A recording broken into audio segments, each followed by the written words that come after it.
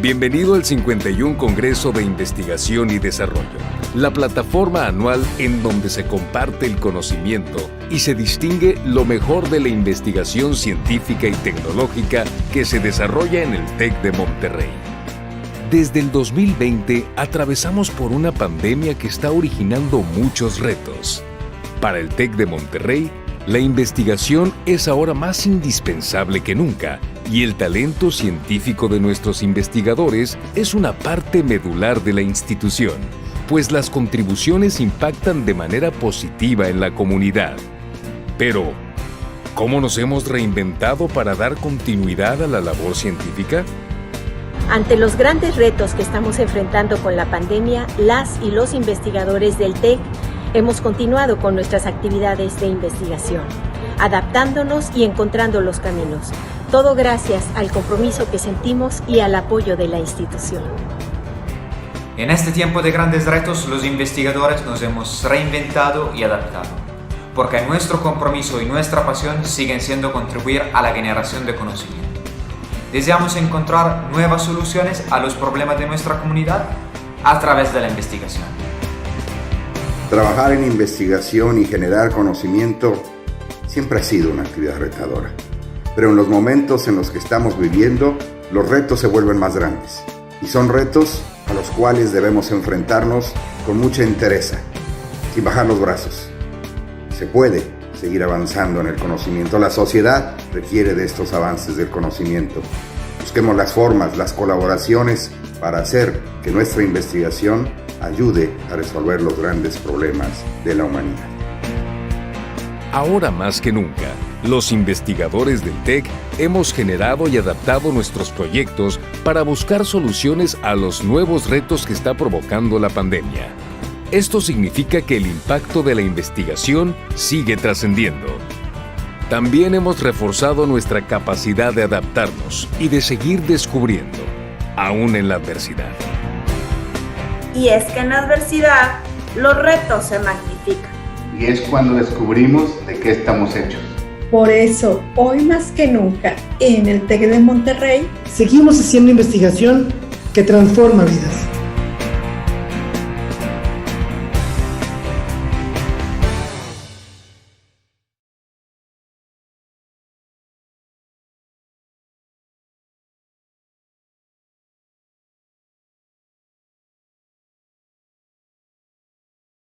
Ustedes bienvenidos.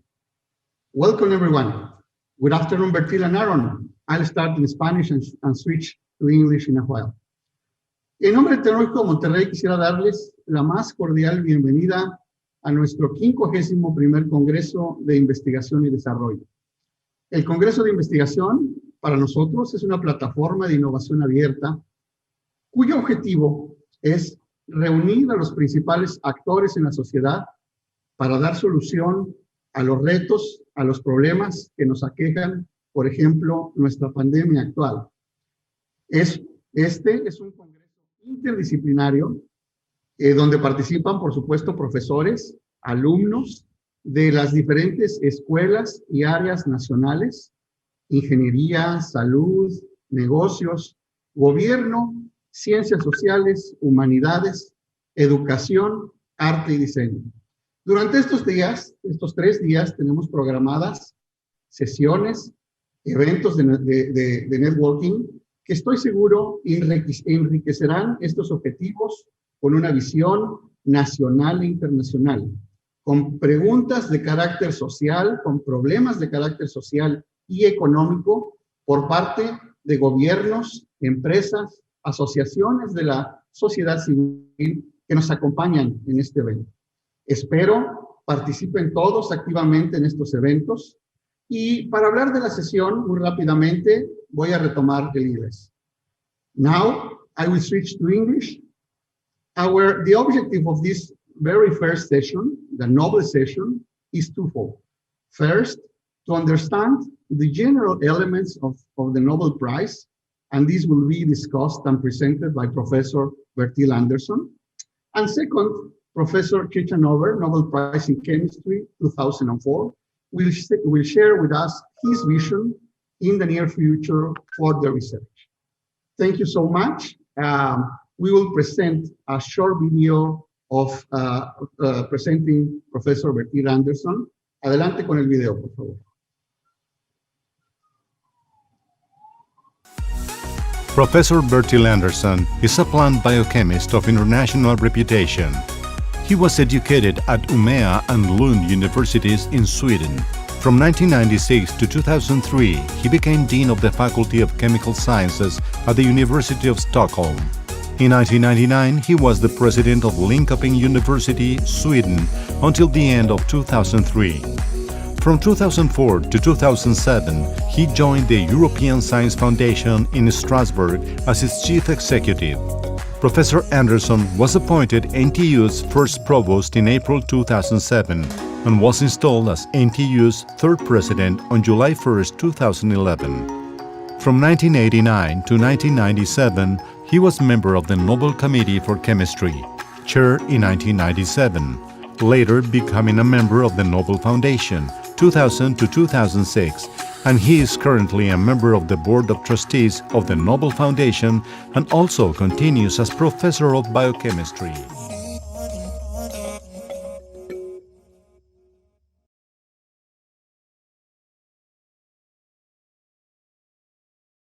Welcome everyone to this second Nobel session here in Monterrey. Of course, we are not all in Monterrey. At this time of the year, we actually had the first Nobel session with Professor and Nobel Prize winner Ada Younat from Israel, who gave a talk to a big audience there, several thousand people. So this year we are continuing this. You can say we are creating a tradition of another Nobel Prize winner. It so happens that there is another Israeli Nobel Prize winner, Aaron Ciechanover. And the difference, of course, this year is that we are not there in beautiful Monterrey, but we are doing this via Zoom because of the pandemics, as we all know. Last year, I also gave a short introduction about the Nobel Prize, because I think it's a very interesting prize, and it has remained through 120 years the prize of the prizes. And why is that? So let me give you some introduction to that before Professor Aaron Ciechanover is giving his talk. So can I have the next picture, please? So when we talk about the Nobel Prizes, it's not one prize. So every year there are 6 prizes giving out. One in physics, one in chemistry, one in medicine. These are the science prizes. But there was also one in literature and one in peace. And actually one could add also economics to it. So you could say there are sort of 6 Nobel Prizes here. And of course, Professor Ciechanover, who is here with us today, won the Nobel Prize in Chemistry 2004. Next slide, please. So the prize is giving out the same day each year, and that is the 10th of December in Stockholm and Oslo, in the midst of the harsh Scandinavian winter, in the midst of the darkness. And that's why this was the day that the donor, Alfred Nobel, passed away. And since then, you give out this Nobel Prize. Next slide, please. Alfred Nobel, of course, he's very central here. He was the donator. He made this possible. And he had this vision of giving a high-level scientific or cultural prize to the most worthy person. Not only did he have the vision to do that, but he also had the money, because he was a very rich man, and he gave most of his belongings to this prize. Alfred Nobel was a very interesting person. He was a researcher and technologist, but he was also an entrepreneur and inventor. Of course, what he invented, as we probably know, nitroglycerin and then dynamite. And these were very timely discoveries at that time, at the mid of the 19th century, because you can then build infrastructure. And particularly his invention was very important when you build the railway lines all over the world. So he earned a lot of money on that. He was Swedish, but he was a dedicated internationalist, and that tailored his prize. So he lived in Ukraine, he lived in Paris, he lived in Italy, and he actually also visited Mexico once when he was a business person. But of course, today we remember him mostly because he's the big donator that made the Nobel Prize be realized. Next slide, please. So here is his will. Alfred Nobel died in 1896, but he made his will 1 year before in 1895. And you see that although this was a very big will with a lot of money, you see it was quite modest. It was written, scribbled on a piece of paper, and you could see he had scribbled here and there and so on. But the essence of this will was that it is my express wish that in awarding the prizes, no consideration be given to the nationality of the candidates, but that the most worthy shall receive it, whether he is Scandinavian or not. And this was written in an era of a very high nationalism. Maybe, unfortunately, we can say we are living in such an era again. But Alfred Nobel really took an international view. And it was even so that the Swedish king was very angry with him because doing this, that he had acted unpatriotic to give the prizes to foreigners. I often get the question, why do you think a Nobel Prize became so important? I think one of the reasons it was that it was the first international prize that could go to anyone. It was given out in Sweden, but it was truly international. Next slide, please. As I mentioned, this will contain the 5 prizes: physics, chemistry, medicine, literature, and peace. But as I mentioned in the beginning, there's a 6th prize. It's the economics Nobel Prize. To be honest, or to be very strict, it's not the real Nobel Prize. It's a prize in memory of Alfred Nobel because that was installed much later, as late as 1969. But no one makes any difference between the classical prizes and the economics prize. And I think that's okay. Next slide. Next picture. So how do you select the prize winners? It's very important. And of course, that is another reason why the prizes still are the prize is the price of the prizes has been done very thoroughly. And you can actually give it to 3 persons 1 year in 1 prize. So it could be 3 people sharing the Nobel Prize. There could also be only 1 prize winner, or it can be 2 that shares. It could even be 2 that get half and 1 get a quarter and so on. The prize sum, not bad, is 9 million Swedish krona. That is over 20 million pesos. Not a bad sum of money. Another thing, you cannot give the prize winner must be alive. So it cannot be given to someone that has been deceased and you give the prize in honor of that person 5 years later. Next slide, please. And so how do you do that? The ones who select this is the Nobel Prize Committee. And there is 1 Nobel Prize Committee for each area of the prizes. So there are actually, you could say, 6 Nobel Prize Committees, 1 for each prize. And for every year, people around the world can nominate for Nobel Prizes. And all nominations has to come in by the 31st of January each year. And who can nominate? Everyone cannot nominate, but previous prize winners, for example, Scandinavia's professor in chemistry, for example, or physics. Representative of selected international centers of excellence, MIT, Imperial, Cambridge, and so on, and Max Planck. And then there is handpicked top international scientists that are experts in their field.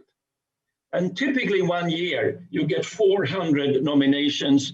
And of course, then it's a lot of work to find the prize for that year out of these 400 nominations. Next slide, please. So if we look back in history, the prizes has now been on for almost for over 120 years. So there are 919 individuals who have received it, 24 organizations has also been awarded a Nobel Prize. But organizations can only receive the prize in peace. All the other prizes are given to individuals. Also, some laureates have won 2 Nobel Prizes. It's very unusual, maybe a handful of people that has more than 1 Nobel Prize. No one has ever received 3 Nobel Prizes. There's only 58 of these 919 individuals. There are only 58 women, and of course 6%. And I think that is sort of a little bit of a stain on the history of the Nobel Prize. I think things are getting better now, but of course the Nobel Prize also reflects the academic community through the last 120 years. Next slide, please. Mexican Nobel Prize winners. We are now having this conference from Tec de Monterrey in Mexico, and there are Mexican Nobel Prize winners, 3 to be precise. Alfonso Garcia got the Peace Prize in 1982.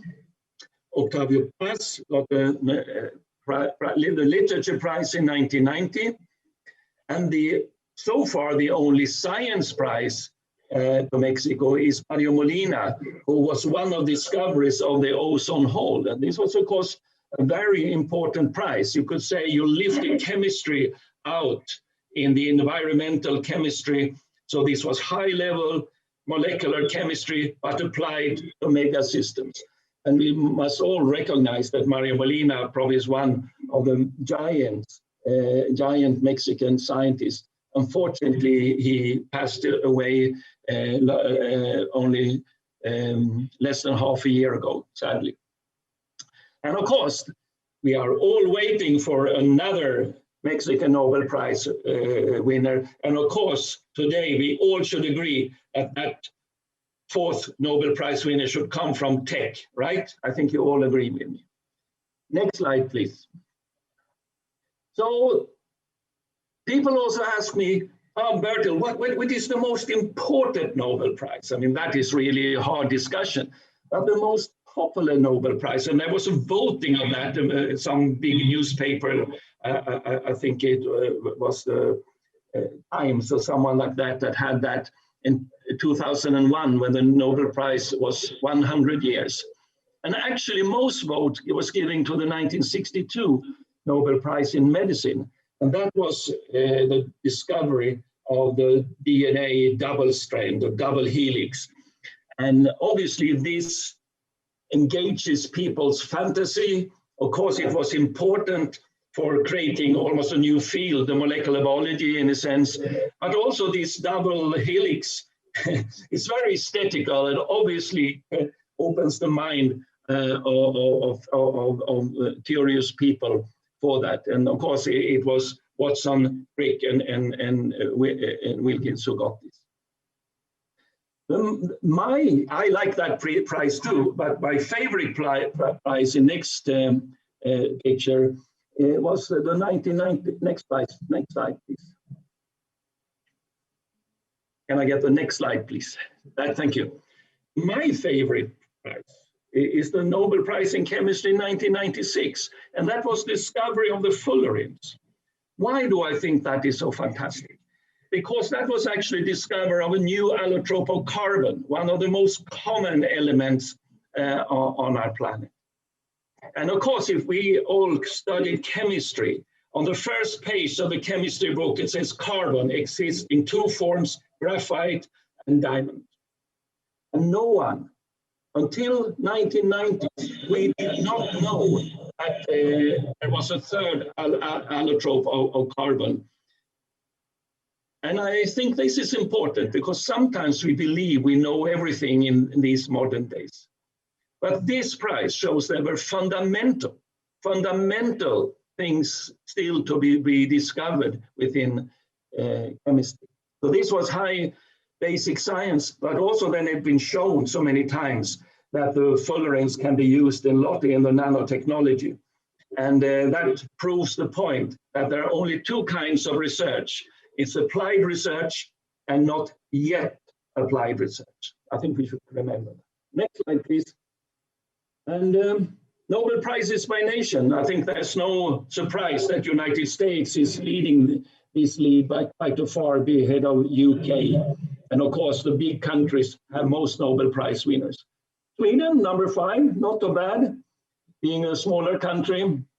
But of course, that's where the prizes are given out, so they can say they are playing at the home ground. Switzerland, 28, small country. Israel, 12. And most of them have been in the last 15 years. Israel is going up. Mexico had the 3rd prizes, and with that, Mexico is number 2 in Latin America, only succeeded by Argentina. So this is the general picture. If you ask which institution has been as most Nobel Prize winners in academia, that is Harvard University, of course. Next slide, please. So the prize is giving out, as I said, every 10th of December each year in Stockholm. The Peace Prize is giving out in Oslo. And it's a big event. People dress up, and the king of Sweden is giving a prize. And of course, as I told you, this is in the middle of the cold Scandinavian winter and in the middle of the polar night. So this is very special. And on the next slide, I'm saying that the Nobel banquet, after the prize, there's a big dinner with 2,000 guests, including Nobel Prize winners, kings and queens and governmental representatives and scientists, and not the least, 400 students are also invited to this. It's not only the stuffy old guys that comes to this party. That's a very nice party. And of course, Aaron Ciechanover was there in 2004 and could enjoy that. So this is the picture I wanted to give you about the Nobel Prize. And of course, in the next slide, I'm starting just giving what we expect here now. Next slide, please. And that is introducing our main talk today, Professor Aaron Ciechanover from Israel, from the Israel Institute of Technology. That is a little bit similar like Tech Monterrey, and for his discovery of eukin-mediated protein degradation. And it was shared with Avram Hershko and Erwin Rhodes. So I'm looking all to Aaron's talk that is going to be about the ethics of around the pandemics, bioethical issues during Corona days, the twilight between the technologies and the sick patients. And of course, this is a very current topic, so we look forward to that. But before we give the floor to Aaron, we should have a small video introducing our speaker, Aaron Ciechanover. Thank you for your attention. Aaron Chuckenover is an Israeli biochemist. He won the Nobel Prize in Chemistry in 2004 for the discovery of ubiquitin-mediated protein degradation. The discovery deals with how living organisms get rid of unnecessary or damaged proteins. You could somewhat say he discovered how cells get rid of its garbage. He received his university degree from Hadassah Medical School, Hebrew University in Jerusalem in 1974. He received his doctorate from Technion Israel Institute of Technology in 1981. He did a postdoctoral period at the Whitehead Institute of MIT from 1981 to 1984. In addition to the Nobel Prize, he has received numerous awards, such as the Oscar Award and the Israel Prize.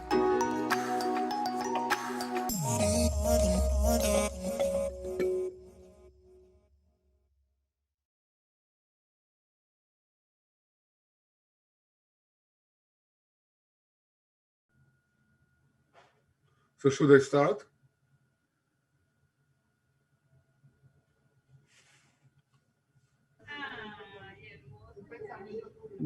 You can start now, Aaron. Hear me? Yes, we can hear you, Aaron. Okay, good morning, Mexico and the rest of the world where people are listening. My name is Aaron Ciechanover, and I'm on the Faculty of Medicine of the Technion in Haifa. You see a beautiful picture of the city. And if I use my mouse, I'm now sitting here in this building, which is the Faculty of Medicine. And on the right side, you see our teaching hospital. And I'm sorry that this lecture is given to you by Zoom, so I cannot see you all. I cannot sense you. I don't see your body movement. I've been to Mexico many times. I have very good friends in Mexico. Last time was about a year ago. I visited my good friend, Mario Molina, who unfortunately died a few months ago. I was in Yunnan and in some other places. And of course, I love the Mexican food, which I miss a lot. And the Mexican art, Diego Rivera, Frida Kahlo, all the muralists, David Siqueiros, Orozco, and other. It's just wonderful, wonderful country. And I hope to come and visit soon again. So the lecture is about bioethics during the Corona days, but I want to give you just 5 minutes about our discovery and why it's important, because I'm not going to talk about my Nobel discovery, and I'm not going to talk even in what we are doing today in the laboratory. As I told you, I'm currently in my laboratory. We are working every day, all the students and so on, making a nice progress, I hope. And what we discovered is a very important system. As you know, our body is made of proteins. Proteins are the little machines that our body is moving on.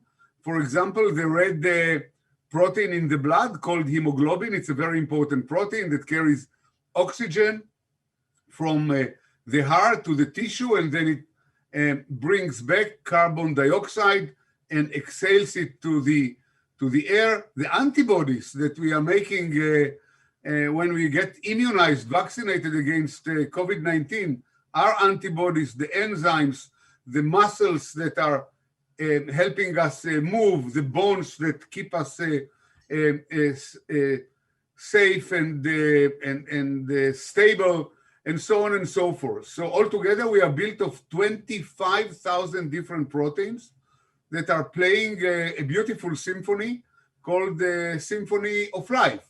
And the beauty of this symphony is that it does not need any conductor. Each protein knows when to get in, when to get out, and the Symphony of Life is, as we all enjoy it, each and every one of us, is just wonderful piece of more than a music, I would say. But the proteins have an Achilles heel. They are complicated structures, and therefore they are extremely sensitive to heat, and we don't need to be in the outside heat. The body temperature, the high body temperature of 37 degrees is enough in order to cause them damage. The oxygen in the air is damaging to the proteins. And so are mutations and irradiation, UV irradiation, and so on. So there is a need to destroy these proteins that are being damaged all the time, and then to make new ones to replace them. So if you think about it, while we are talking, our body destroys protein as we are talking that have been damaged, and at the same time is renewing them by synthesizing new ones.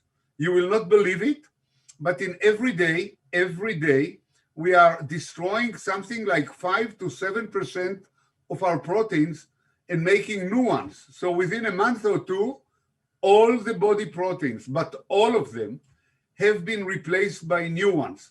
There are interesting questions that are coming out of this observation. If I'm not today, on the 24th of February, what I used to be 2 months ago on the 24th of December, then who am I? How is it that I can still remember, have passion, imagination, emotions, and so on, if all my components have been changed? There is another question, is why we age. How is it that we are replacing the old parts with new parts and we are still aging? But we are not going into it. All I wanted to say that we need a machinery. Every organism, every bacteria, every living organism, every plant needs a machinery that will destroy damaged proteins and we'll replace them with new ones. And when I was a graduate student, I was a PhD student with Avram Hershko. And part of my PhD I did in the United States, in Philadelphia, in the Fox Chase Cancer Center with Ernie Rose. We discovered a very complicated system. The system is composed by itself of more than 2,000 proteins. It is almost 10% of the total proteins of the body, just to destroy proteins. People never imagined that in order to destroy proteins, you need such a complicated machinery, but we shall not go into the mechanism. And this is a machinery that helps us survive, because without the machinery, we are accumulating bad proteins. If the system that we discovered doesn't work properly, we are accumulating bad proteins, and bad proteins, for example, can cause cancer. Cancer is a disease that is caused by accumulation of oncogenes. Oncology is the profession that studies cancer, or proteins that accumulate in the brain and cause, for example, Parkinson's disease or Alzheimer's disease. These are proteins that need to be removed, but they are not being removed. They accumulate and cause damage. So now we know that we didn't even only discover a system, but we discovered a system that doesn't work properly, leads to disease. The next step is that pharmaceutical company walked in, developed drugs, and there are now several good drugs in the market that are combating different diseases, but many, many more drugs will come to the market in the next few years. And the field that we discovered just by curiosity, by asking a simple question of how proteins are degraded in the cell, has now become a very central, fundamentally important field, not only in biology, but also in medicine and in drug development. So this is what we did in the late 70s and early 80s, but we are still continuing working on it. Meanwhile, we are not alone anymore. There are thousands of researchers, pharmaceutical companies that are working on the subject.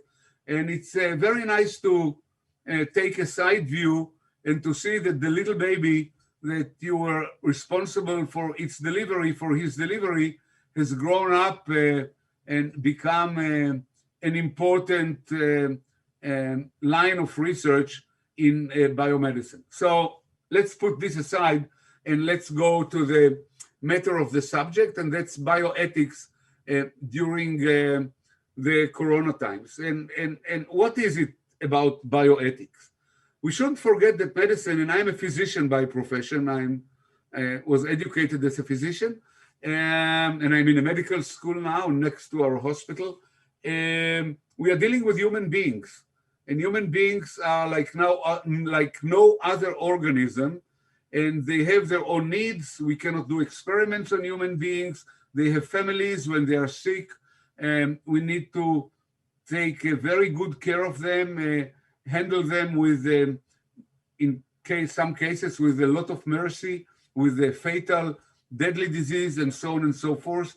And we are very much limited by what we can do and what we cannot do. And therefore, medicine has always was accompanied by ethical issues. And I want to concentrate in my talk about ethical issues that are related to the contemporary pandemic that we are all fighting nowadays. So I didn't pick up all the problems. I will touch very superficially on each of them. And I picked up about 5 of them, and we'll talk about them one by one. And the first is, of course, treatment priorities. And what is a treatment priority? I don't know about the situation in Mexico now or how it was at the very beginning, but I know that in the United States, in Italy, and in Spain, when the pandemic erupted, there were thousands and thousands of sick patients, but these countries were short in respirators, in ventilators. They were short in teams, in intensive care unit teams. And the issue was whom to help and whom we should not help. whom to put on a ventilator and to try to rescue his or her life, and whom to tell, we cannot put you on a ventilator, you are in a low priority and you are going to die. You know, we are talking here on basically a death sentence. And the question was, of course, okay, if you are old, we are not going to treat you. Is that right? You can be old, but very healthy. You are still running, you are still healthy. And somebody who is young can have cancer, can have a heart disease, can be limited, and so on and so forth.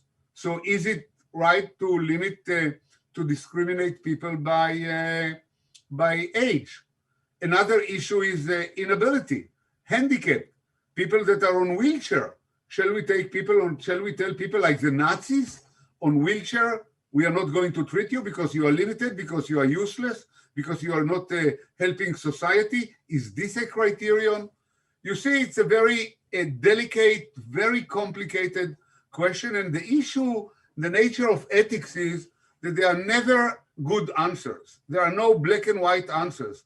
Each answer has a pros and a cons, and we are always in a doubt of what we are doing is correct. In Israel, we made a very complicated criteria. It's going via many committees to decide whether a patient will get a treatment or will not get a treatment. We are talking about how much, how many diseases you have, whether you have a chance to live, to survive the diseases, and so on and so forth. We built what we call a basket of considerations. There are many people that are involved in the decision. It's not one person. It's a committee, several committees, and they all have to vote and to make a decision. So it will not be one opinion. But at the end of the day, remember, we are sentencing people to die. So it's a very, very difficult question how to prioritize the treatment. And I just bring you from time to time examples from the literature, and you can see here taken from the issue in Italy. Italian doctors on coronavirus frontline, it happened mostly in North Italy, in the Milan area, face tough calls on whom to save. The other issue are neglected subjects, and that also a big, big issue. I remember in Israel at the very beginning when the pandemic started, people were afraid to go to the hospitals because they were afraid to get infected. Another issue is that in our hospital, most of the hospital was converted from a general hospital to become a corona hospital. They closed the operating theater, they closed the department of oncology, they closed cardiology, they took all the doctors and moved them to treat corona. So we are paying a heavy price for that. Cancer patients are not diagnosed on time. Cancer patients don't get treatment. Cardiac patients don't get catheterization. Operations are being postponed. So we tell, oh, we are going to treat the corona patient. But on the other hand, another patient is dying from another disease. Remember, other diseases didn't take any vacation. Heart diseases and cancer didn't take a sabbatical. They didn't take a weekend off. So, you know, when you have a limited team and limited number of beds, you are neglecting other patients.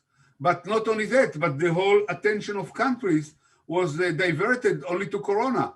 And meanwhile, the earth has continued to warm up. The gases, carbon dioxide, continue to be put in the atmosphere, holes in the ozone, and so on and so forth. And climate change is not going anywhere. We are already suffering from it. We are suffering from extreme heat in the summer, from extreme cold, and you know, Texas, Texas that borders Mexico, this year had for the first time in decades huge snowstorm and so on. And we are suffering from extinction of many species in nature, and climate change again has not taken a vacation. While all the attention is going to one direction, people will die from the consequences of what's happening on the other side. So neglecting subject is something that is very important. And you see here this cartoon that people are looking at the television on the news on climate change, but meanwhile, the storm of climate change is going to eat them all. So they are going to die, not from COVID because they are protected, but from some other reasons. And here, another one from the Institute of Cancer Research, the ICR in the UK, pandemic to delay cancer advances by nearly 18 months, researchers feel. And 18 months in cancer research in the whole world is a huge amount of time, and this was in April. Now the prediction is that cancer research is going to lag behind by more than 2.5 years. 2.5 years are 30 months, not 18 months. So this is an amazingly long time. So now I'm coming to one of the heaviest issues of the corona. But again, I'm not going to talk about treatment. I'm not going to talk about vaccines. I'm going to talk about the ethical issues that are related to vaccination. And that's, again, has to do with skepticism, misinformation, and so on and so forth. Israel is very advanced in vaccination, probably the most advanced country in the world. We already vaccinated almost 50% of the population, 50%, more than 4 million. Israel is 9 million people only. We are about, I would say, third of Mexico City. The whole country is 30% of Mexico City. We vaccinated with the first shot more than 4 million, and almost 3 million got their second shot. I myself got 2 shots, and you see in my lab, we are working without masks and everybody is free. We are still not celebrating. We are not flying. The country is still locked. Hospitals are still suffering from overload of patients, but people that are vaccinated feel much more secure. But even in Israel, there is a huge anti-vaccination movement. There are people that refuse to get vaccinated. Most of them say that they heard that the vaccine will cause infertility in women, they will kill them, they will do this, they will do that. It's all based on what I say fake news that are scattered all over. In the United States, it's even worse. The anti-vaccine movement is huge. And I will not go into what's behind the mind of these people that don't believe in something that doesn't exist. Because I can tell you one thing, in Israel, 4 million people got the vaccination, about 100 times more than the people that were participating in the third phase, in phase 3 clinical trial of Pfizer. Pfizer did the experiment, the phase 3 clinical trial on 40,000 patients, 40,000, and they measured how they are protected. In Israel, we have now the largest experiment in the world, and every patient in Israel, every citizen that is vaccinated got a green card. I have it in my pocket. It says that I was vaccinated by this and this lot of Pfizer on this and this date, and I can enter different places. So everything is recorded. There was not a single case, one single case, listen to me, of severe side effect that is related directly to the vaccination. 4 million people without one single side effect. I will not go into the mechanism of the vaccine, which is very simple. It's ingenious how simple it is. But Pfizer didn't invent anything. They collected information. Actually, the information that was mentioned by Professor Bertil Anderson, that is based on this most famous Nobel Prize, the discovery of the DNA that led to the discovery of the messenger RNA and how proteins are made, but we'll not go into it. So, but nevertheless, people don't believe in it. Maybe it has to do with trust in the government. And I want to bring you, look what's going on in the United States. I just brought you a short collection. Look at the lower right angle. Trust in God, not in vaccines. People say, don't trust vaccines. They do nothing. In the middle, you see a syringe, and it say no vaccine. On the left side, this blonde woman say no mandatory vaccination, no microchipping, no tyranny. They call the movement, the pro-vaccination movement, tyranny, no fear. Don't be afraid not to get vaccinated. Look here what's going on. This is a planned global power. Look at the upper right side. Grab the messenger RNA vaccine. Will kill million more than COVID-19. If you get the vaccine, million more will be dead than getting the corona. It's so stupid that it's just doesn't worth any, but nevertheless, that's what people believe. And when people are, you know, these days people are not too deep. They are on Twitter, they are on Facebook, they are on WhatsApp, they hear something, they believe in it, then they scatter it to all their friends and family members, and it's just amazing what's going on. But nevertheless, the anti-vaccination movement has also some deep and truthful root in history. And I want to bring you one very sad case. And there are several sad cases. I want to talk about another fake news before I go to the real roots. One case is, of course, Andrew Wakefield, who is a physician. He's an English physician that said that the vaccine against mumps, rubella, and measles is causing autism. Autism. So mother said, am I going to vaccinate my child against these three diseases? No way if I'm going to get an autistic child. And he is a physician. He wrote a book about it, and it took billions of dollars and numerous experiments that in order, he wrote several books. You see the covers of the two of them. And it took billions of dollars in order to prove to the world that this is not true. I will not go into it. See the, you know, vaccines do not cause autism. And this is coming from very prestigious scientific periodical. Vaccine ingredients do not cause autism. There is no link between vaccine and autism. And all those are experiments. We had to go back and to look into population of vaccinated kids in order to publish these papers. But nobody reads these journals. Who reads them? Only physicians and scientists. People are more affected by Andrew Wakefield, and the damage that was caused is huge. Measles came back again, and other diseases came back again and killed hundreds and thousands of children and adults because of the disease, because they were not vaccinated. And I can bring you other samples. And then many books have to be written on it. And on the left side, you see a counter book that says the doctor who fooled, who cheated the world. You know, this is a heavy criticism on Wakefield. And now he's completely boycotted. He was kicked out of all his positions and so on. But the damage that he caused by what he wrote is irreparable and irreversible. Now I'm coming to something that is very interesting. That is a poll that was made in America about people that were asked whether they are going to take the vaccine or they are not going to take the vaccine.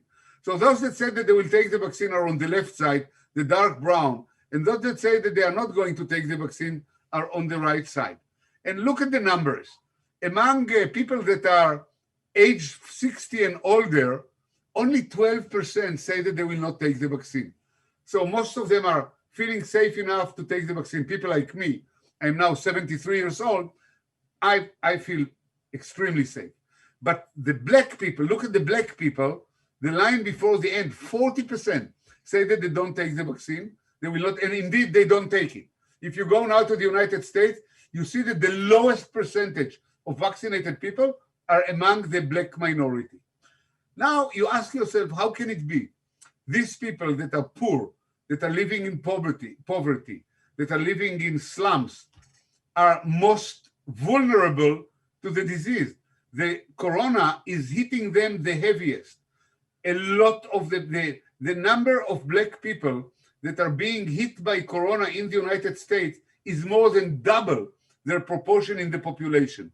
So how is it that the people that are most vulnerable are also the most resisting the treatment? And here we are coming to a very touchy point. And this is coming, I'll give you one example. Remember that the black in America are still discriminated. Now it's okay, relatively okay, but they are still discriminated. But in the 50s and 60s and even more, they were completely out of the community. Remember John Kennedy and the busing in Mississippi. He had to send his brother, Bob Kennedy, in order to enforce mixed busing in Mississippi and in Alabama. against the will of the white people, to put black people along with white people in the bus. The white people in America simply objected it. They didn't want black people even to sit next to them in the bus. They believe that they are dirty, that something will happen to them, the discrimination. Remember the Ku Klux Klan? And all this atmosphere in America led to the thinking by physicians in America that the black people can be used as experimental animals, as rabbits. And I'll bring you one example. It's called the Taxide Experiment. And what happened there, it started in 1932 and it ended in 1972. It took 40 years. They decided to follow the development of syphilis. Now, we are not talking fake news. We are talking reality, cruel and disgusting reality. They took people, black people that have syphilis, told them that they are going to treat them, but they did not treat them. They gave them water. They gave them no treatment. Why? Because they wanted to see the natural development of the disease. They wanted to see how the syphilis bacteria is crawling into the brain, how their brain and the other systems are affected until they die. 400 people were used as laboratory animals to satisfy the fucked up curiosity of some American physicians, authorized physicians of the FDA, in order to see how the disease is developing naturally. Only in 72, things became known and the experiment was stopped. Meanwhile, out of the 400, more than 200 died of the disease. Then the physicians were looking at them dying. And President Clinton, when he came to the White House, apologized deeply to the black community. I'm bringing you this example. And you see here the white doctor that inject water or some saline into the vein of a black person, telling him that he gets a treatment, but actually he doesn't get a treatment. So you can imagine that one of the most important things anywhere in the world, and in Israel we lost it now completely, is the trust between the population and the government. In Israel, except for the prime minister himself, I think, nobody believes the government. The prime minister in Israel is probably the only person that believes himself. But in Israel, the government lost completely the trust of the people. When the government tell people not to go out, they go out. When they tell them not to go to the synagogue to pray or to the churches, they do go to pray. When they tell them not to assemble, they do assemble. Nobody believes the Israeli government anymore. So the trust between people and the government is essential in order to defeat any pandemic. And no wonder that the black community in America lost trust in the American government. And therefore, despite being the most sensitive to the disease and being hit the most difficult by the disease, they are getting the vaccination the least out of all the other sectors in the American population. And I brought you just one example. I can bring you more. Now, there is, of course, another issue. The vaccines cost money. Not all countries can buy it. Israel is relatively rich. They bought vaccine for the whole population. Not only that, but now people are thinking that we might need a third injection every half year. We shall need, and Israel is already buying the third shot for every citizen.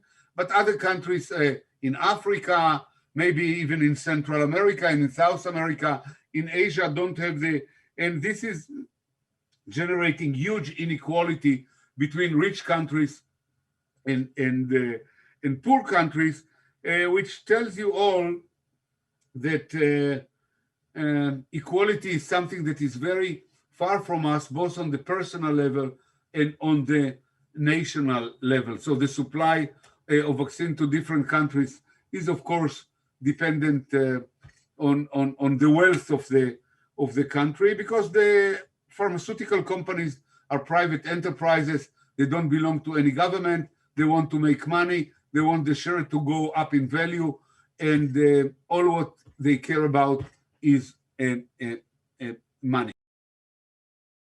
So let's go to the fourth one. And the fourth one is, again, something that happened only, well, in the pandemic, it showed up in the most prominent way, but it's a new phenomenon to us that came to the world along with the development of the social networks like Twitter and Facebook and WhatsApp and the rapid communication that can, and that's the infodemic. It's the pandemic of the information or the misinformation and the disinformation. And it also linked to number 3, to the fake news about a vaccination. And I just bring you 2 examples.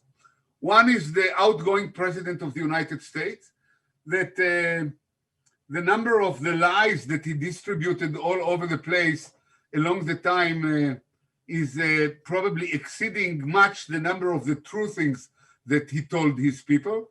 By the way, he's not unique. Our prime minister is about the same in how rapidly they can lie. And I bring you, initially President Trump completely denied that there is a pandemic.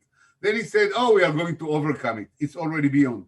And then he came with all kinds of treatment, like putting Clorox, that is chlor solution into the vein. He didn't understand that the Clorox is there in order to disinfect, syringes and tables, but he thought that, okay, let's use it as a drug. And all kinds of things that caused America. Actually, America, it's amazing. For me, America was a country. I grew up in America for many years. I was educated in its best institution at Harvard Medical School that was mentioned by Bertil in his introductory comments at MIT. I spent 4 years at MIT as a postdoctoral fellow, and then in Washington University in St. Louis. I grew up in the best of the American institutions. And for me, America was like the queen of the world. And it turned out that it's a very poor queen. Look what happened in the most powerful country in the world, the number of the dead people exceeding 500,000. Just yesterday, there was a memorial day when President Biden lamented the 500,000 patients that died out of Corona. 500,000 people America lost to Corona because of negligence, because of its structure, because of lack of social network. They cannot even vaccinate their population. They don't have a social network, a health insurance system. What Barack Obama tried to build with a system, a health insurance system that Obamacare, that will help some of the people, President Trump destroyed completely. So by misinformation, I think that the president caused a huge damage to his country. And take Madonna. A woman that many follow, millions of people follow. And she said that initially, before the vaccines came, she said that there are vaccines already, but it's all conspiracy. The rich people keep it for themselves, and then they will sell it to the poor people for a lot of money. At that time, there was no vaccines at all. And she wanted to shame Bill Gates and many other American rich people for conspiracy. So, and they are not the only one. I mean, it was like many people distributed in the social networks all kinds of fake and stupid news that caused, I would say, killed people. We are not joking here. You can say something fake in a joking way or not. This costs life. Let's put it straight forward and bluntly. The faked information that was distributed by many people, including by the President of America, somehow cost life, apparently. So the past President of America. So, we should be very careful about what we say and what we do. You see here that science and policy collide during the pandemic. They don't go together. I remember the big fight of Anthony Fauci, the tsar of the COVID-19, who did not agree at all with his president and was basically fired by President Trump, and he is the physician. He's the world expert on pandemics. Nobody heard him, and so on and so forth. Let's go to the last one before we conclude, and that's inequality and discrimination, racism. And it's true all over the world. Whenever people are suffering, discrimination comes up to the surface. I think that Bertil even mentioned this too in his introductory comment.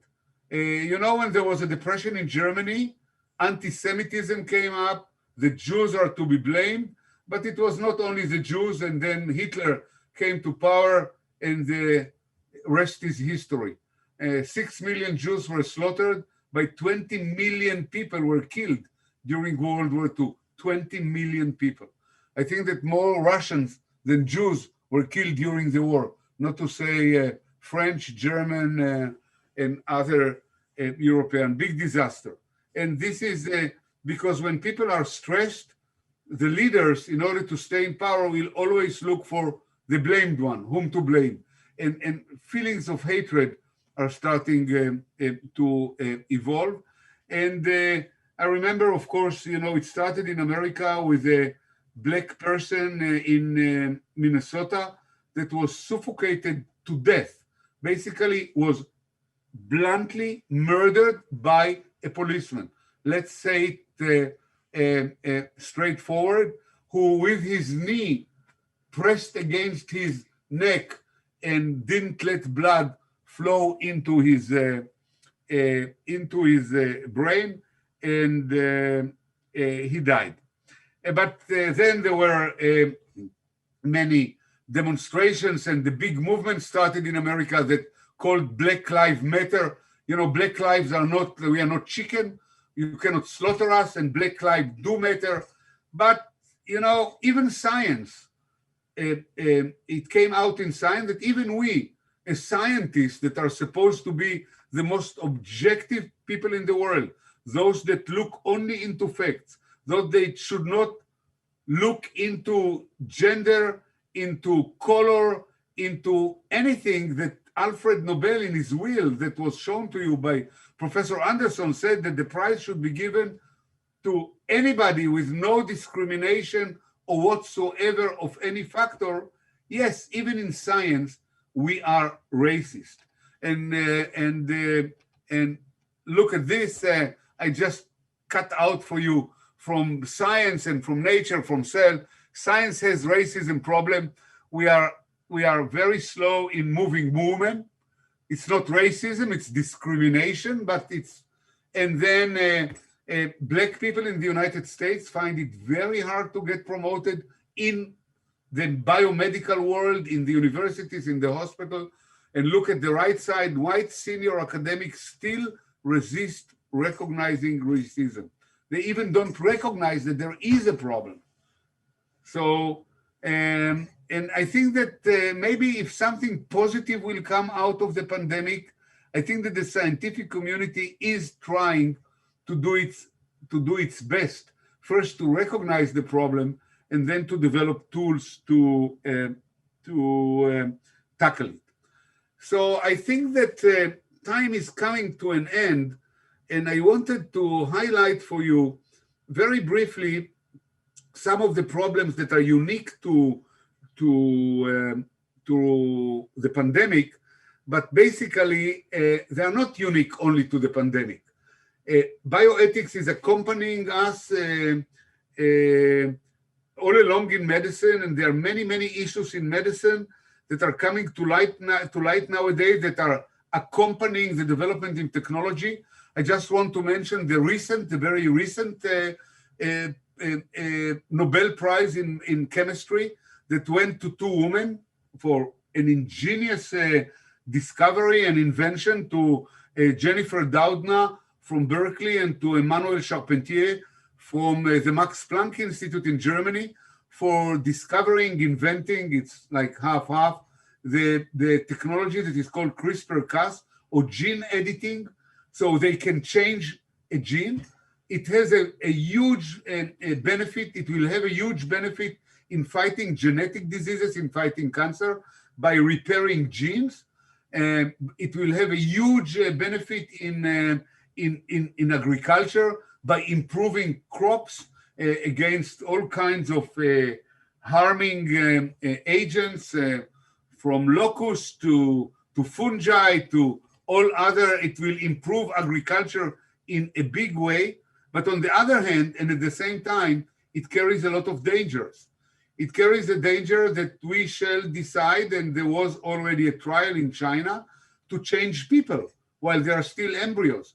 That women and mothers, future mothers, will decide that they want the kid to be a basketball player, and they will change, or they will decide that they want to change it. So the kid will develop to be high and muscular, and maybe we shall be able to affect the character of the people.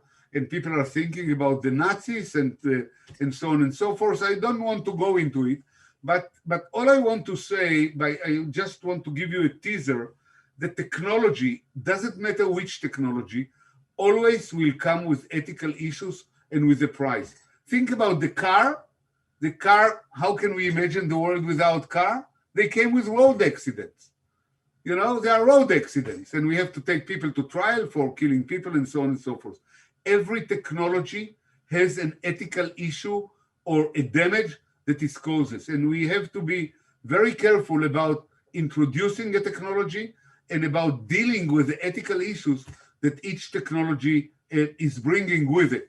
So I wanted to talk about a contemporary problem, which is the pandemic of the COVID-19, the SARS-CoV-2. But you should remember that it's not limited to it. And every single technology, you know, we are talking about CT scan. It can cause, you know, if you are using it a lot, it can cause cancer by irradiation, and so on and so forth. The sequencing of our genome, the information can leak out, because in the future, medicine will use our sequence in order to find diseases, to predict diseases, to prevent diseases, and so on. The information may leak out, and they may leak out to agencies to which it should not leak out. For example, to governments, to insurance companies, to so on. So our privacy will be penetrated in the deepest possible way. And I can go on and on and on and on and tell you about the changes that modern medicine is bringing with us.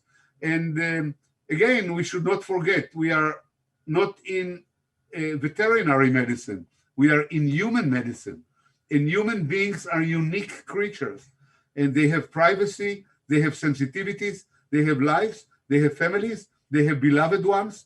And we are living, we are not isolated. We are living, during our life, we are creating a whole world that surrounds us and to which we are connected emotionally. And those, you know, a disease at the end of the day is a physical damage to our biological system. But we should not forget for a minute that any disease, doesn't matter how physical it is, also affecting the more vague circles that surround us, which are the social and the psychological and the emotional circles. And therefore, the ethical issue has now become central to an integral part of the physical sciences, and we should take it into consideration every step that we are making. So thank you very much for your attention. And again, I hope to visit Mexico soon. You know, Zoom cannot continue like that for any longer time. I hate it, I must tell you. I was sitting now for the last hour in my office and talking to an empty screen. I didn't see any of you. I didn't talk to you. I didn't see your body movement. I didn't see anything. It's really amazingly deprived of exactly what we were talking about, the human touch. We are missing the human touch, which is our basic fundamental characteristic. And I hope that we shall be able to physically meet soon. Thank you very much. Thank you, Aaron. This is a very passionate talk about something that is very serious, I think, you know, bioethics. And I think the pandemic has highlighted bioethics, various aspects of bioethics. And as you said, there are rings on the water. we as scientists cannot pretend that this has to be put in this context.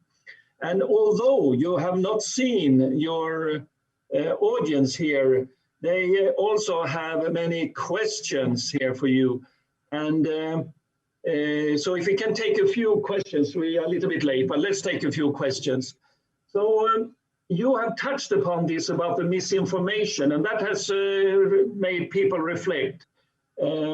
So how can we improve the spread of scientific knowledge when most of it is actually published for the insiders, while the misinformation is actually targeted toward the public? And how do we proceed to make science and technology get closer to people, to avoid misinformation and disinformation? So I think these are actually important questions in general, and also for us scientists. We cannot hide within our own room, so to speak. Do you have comments on that? Yeah, actually you gave the answer in very short, and I'll try to expand on it a little bit. Scientists tend to live in an ivory tower. They live in their laboratories, in the universities, out of the world, and they don't communicate. I think that the only way to dissipate misinformation is for scientists to talk in a simple language and to communicate with the public. Actually, I see it as an obligation. You know, the money in most countries for science is coming from the public universities, the research grants, everything is coming from the public. And the public is not getting back it's getting back the products, the drugs, the developments, but the public doesn't get back the explanation of what's going on. And I think that scientists, I know that it's a little bit difficult to explain to everybody in a simple language what we are doing in the laboratories, but it's possible. I think that, and in Israel, we are trying to do it. We call it science on the bar. Scientists are going to coffee shops and talk to the public. And I can tell you, Bertil, it's flooded. People are hungry to hear it. And the Technion is doing it. The Weizmann Institute is doing it. And I myself just gave a talk, an interview with Danny Shechtman a few days ago. Thousands of people attended it. But it's nothing. It's a drop in the bucket.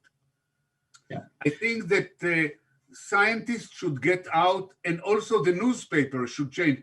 You cannot do it alone. I think that the media has become very cheap. They are interested in rape. They are interested in fire, that people got burned. They are interested in road accident. People want to see blood. They are interested in gossip, in divorce, in beating women, in all this. If serious newspapers will talk about science, and every day will bring something to the attention of the people. You are taking any newspaper, not only in Israel, anywhere in the world, it's all yellow. It's cheap news that works for nothing. The next day you don't remember it even. Mm-hmm. Instead of bringing the good things in society, the developments, and and it has also to do with education. We should bring elementary school kids to the laboratories. Tell them from the very beginning what we do. We need to develop an ecosystem. It's not only scientists going to the bar. It's the media. It's all the media. We should conquer the social networks. Scientists should come on Facebook, on Twitter, everywhere in the world. Education, kids should come to universities, and adult education. A country should, instead of, in Israel, you probably were in Israel after the election, we put 33 ministries that about 30 of them are useless, completely useless, in order to satisfy some coalition needs. Instead of building an institute for science dissemination that will take under its wings, the communication with the society, we waste the money on nonsense. So I think that what I want to say in one sentence, we need to build a communication channel to the public. Yeah. That has multi facets, factors built into it. And then the people will, people don't understand. You know what people tell me? People tell me, Aaron, I don't believe in science. I believe in God. I tell them, great that you believe in God. God is somebody to believe in. Science, you should not believe. Science is not a religion. Science is a set of testable hypotheses that you go to the lab and either prove or don't prove. And then I show them my cell phone And I tell them, you know, this is science. The cell phone is science. They don't know. They don't even make the connection about communication. Zoom is science. Microphone is science. Loudspeaker is science. Everything is science. People don't, they completely, you know, they go to the pharmacy. When you tell them about drug, you ask them, how do you get a drug? What is a drug? They say, oh, we go to the pharmacy with a prescription and we buy a drug. They have no clue what is behind the drug. How did it come to the pharmacy? Then you ask them, how did it come to the pharmacy? They tell you by a truck. They think that there are trucks that bring drugs. Where do they bring it from? From the factory. What is about the factory? How did they make the drug? You know, people have no clue what's going on.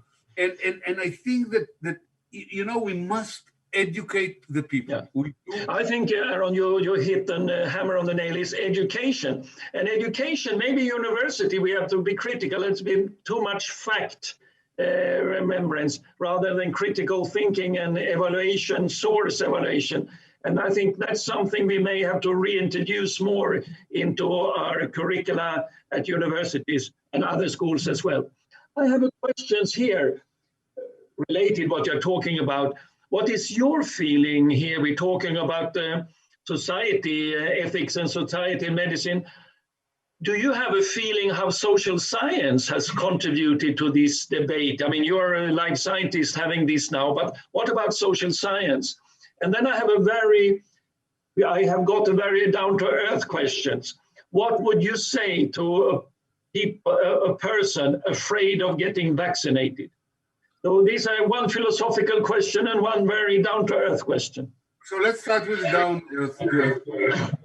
To the one who is afraid to get a vaccination, I will tell him simply, go and get vaccinated. But that will be not enough because it will not convince him. I will go and explain him. And that's another thing that at least, you know, I was in Israel during the whole pandemic.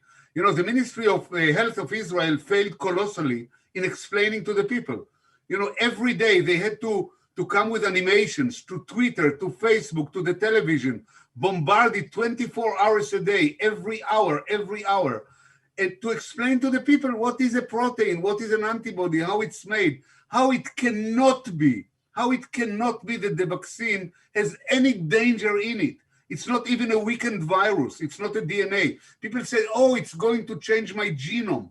Explain to people what is a genome. Explain to them what is a DNA. Explain to them what is an RNA, that the vaccine is being destroyed in 5 minutes. Nothing remained out of it, and so on and so forth. Again, the communication is missing. So I would tell him, go and vaccinate, because the fake news that you hear about a side effect that does not exist is millionfold worse than less dangerous than the disease itself. Go to the hospital and see how people are hungry to air, how they die out of lack of air because of the corona, and the vaccine will save you. And now everybody knows from the Israeli experience, now it's coming from the UK, that the vaccines are extremely efficient. They have no side effect. But again, people will not convince just by statement. They need explanation. You should take them and explain them. And there are ways to explain to millions of people by bombarding them. Instead, we left all the platform empty to these anti-vaxxers and to these stupid people who tell people not to get vaccinated. It's our failure as scientists, as politicians, as media people, that we did not catch the platform and play the game there correctly. Now let's go to the first one. And the first one was about social science. Yeah, how has social science contributed to this debate that we are... that social sciences, and especially maybe religious sciences, should really take part in this game. It's very important. But on the other hand, we are seeing a great bankruptcy of humanities. You know, one of the discussions all over the world that people don't go to humanities because there is no money there. You don't find jobs and so on. So everybody is going to the .com, to medicine, to engineering, to something that will make them living. But if people noted, what I was talking during all my talk was social science. I didn't talk about technology. I didn't talk about science. I didn't explain what DNA is. I didn't explain, I'm a scientist, I'm a physician, and I'm a biologist. I didn't say almost one word I talked about social sciences because we are human beings.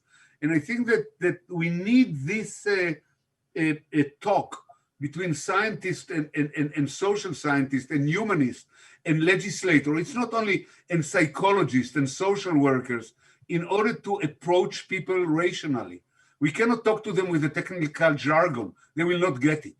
We need to talk to them in a language that they understand, but will not give them a feeling that we are patriarchal, that we are above them, that we are talking to them in a language that they don't understand. We need to talk to them in the eyes height and tell them that we are like them. When I tell people, when I talk to kids in Israel and people say, oh, you must be genius, it's the Nobel Prize. And I said to them, it's a blah blah.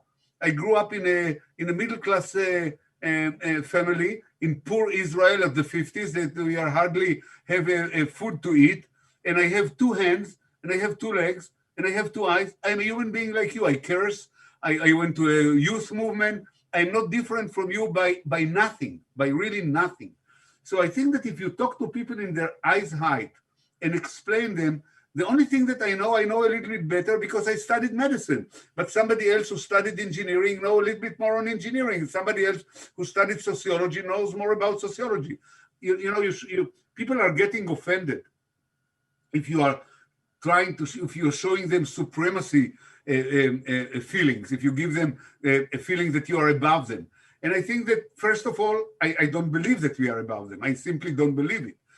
And second, it doesn't matter whom. Doesn't matter. I cannot live in my lab without the cleaning guy. If the lab will not be cleaned, we cannot work. So, every morning we make coffee together. I greet him, they greet me. And we have to, we are living in a society and every link in the society is important for its existence. It's one brick will fall out, the building will collapse. So we need the social scientists and we need the philosophers and we need the clergymen and we need the social workers and we need the psychologists in order to generate a talk understandable to everybody. So maybe we should take this as the last question because time is going by. So if we had this discussion, say in October 2019, well before the pandemic, would you, from your medical experience, did you predict or had a feeling that this could happen, or are you surprised yourself? Yeah, it's a very good question. Of course, I couldn't have predicted COVID-19. No way in the world. But living, first of all, I'm an Israeli. So, in my life, I've gone through several wars. I was born into a war in 47. Then there was the 56 war. Then there was the 73 war. Then there was the Lebanon war. I myself an officer in the Israeli army. So I fought myself. So I'm a little bit close to, I would say, the possibility of a disaster. Let's put it this way. I'm not living in Switzerland. So I'm kind of ready to these things, but I think that this important question has to do with our belief that our life is this moment. We are living the moment. Think about climate change. Every scientist will tell you it's coming. Every scientist will tell you that in 50 years the planet will be destroyed, that it's going to be disastrous. But people say, who cares? Let's have my children worry about it. I don't care. I will still buy a car that emits carbon dioxide 1 kilo per kilometer. I will still use fossil oil. I will still do whatever. And people are smoking. Think about people that are smoking. They are burning themselves to death. They are inflicting cancer on themselves. But they say, no, Churchill also smoked for 50 years and nothing happened to him. They believe in miracles. People are, unless it's coming, it's sitting in your room, people do not believe in it. They are not ready themselves. In Israel, every war is a surprise. 73, surprise.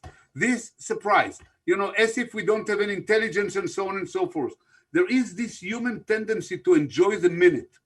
Okay, now we are living in a paradise. What in hell is COVID-19? But the world did suffer pandemics. The world did suffer the 1918 flu. The world did suffer the mid-19th century cholera. The world did suffer polio in the 50s. I remember Israel was stricken by polio. My parents were shivering to their spine that their little kid will contract polio. So if I would have been told in 2019, in a general conversation, I would say we need to prepare ourselves to a disaster. And in Israel, we know what a disaster can be. You know, Israel will get an earthquake. There is no doubt about it. Everybody knows that we'll get a disaster. The level of preparedness in Israel for earthquake is zero. They say that there are cycles every 100 years, and now we are approaching the 100 years of the 1929 earthquake that split, because we are sitting on the Syrian-African break. So the collision, the layer collision area between Asia and Africa, you know, the Dead Sea and the Jordan Valley. And people know that it will come, but nobody really gives a shit. And so I think that in Israel, we should prepare ourselves to 3 disasters: pandemic, like the whole world, earthquake, and our enemies. You know, our nice neighbors that want to eat us alive every breakfast. So it will come. There is no doubt it will come. And I would have said in 2019, yes, get ready. But it's against nature's people. Yeah. Thank you, Aaron. I think you have given us a fantastic hour here of your insights, your knowledge, and your passion, and lifting this question to a bigger horizon. I think everyone around in the world looking at this are applauding you at this very moment. But of course, you are missing out. You already mentioned that you are missing out on this. You have to come to Tech Monterrey and meet all the fantastic students here, which I have had the privilege to do. And also the professors, the medical, the technology, and so on. It's Tech de Monterrey is really a Technion of Mexico, and you will love it here. And you will also get some Mexican food, we promise you. So with that, I think we should thank you, Aaron. I should thank the organizers that have kept the technology and things going. And we should thank all the viewers here, faculty and students in Mexico and other places. So thank you very much.